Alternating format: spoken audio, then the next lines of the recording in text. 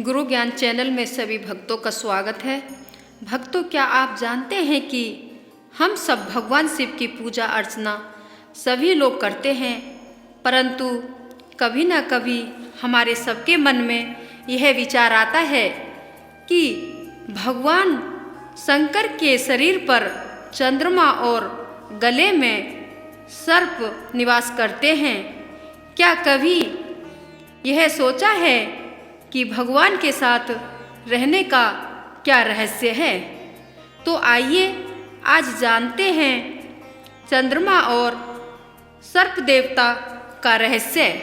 माना जाता है कि पौराणिक कथाओं में इनका वर्णन आता है कि चंद्रदेव का विवाह दक्ष प्रजापति की 27 नक्षत्र कन्याओं के साथ हुआ था, परंतु चंद्रदेव दक्ष की सबसे छोटी बेटी रोहिणी से अधिक प्रेम करते थे।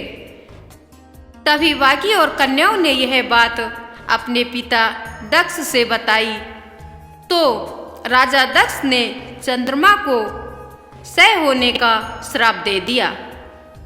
इसी कारण चंद्रमा का शरीर प्रतिदिन क्षीण होने लगा।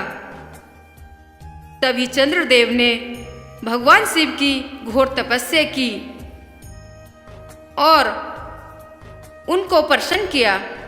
चंद्रदेव की तपस्या से खुश होकर भगवान शिव ने चंद्रदेव को अमर होने का वर दिया और अपने शीश पर धारण कर लिया। भक्तों, हिंदू धर्म में 33 कोटि देवी देवताओं को पूजा जाता है। हम सबने यह तो देखा ही है कि सभी देवी देवताओं के शरीर पर कुछ न कुछ धारण किए हुए हैं। इसी प्रकार भगवान शिव ने भी अपने गले में सर्प को धारण कर रखा है।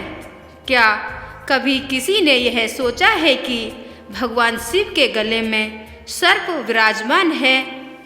तो क्यों है? क्योंकि सभी नागों की प्रजातियां भगवान शिव के भक्त थे। माना जाता है वासुकी नाग भगवान शिव का परम भक्त था। यह भी सुना जाता है कि नाग की प्रजातियों ने ही शिवलिंग की पूजा शुरू की थी और भगवान शिव ने प्रसन्न होकर उन्हें अपने गणों में शामिल कर लिया था।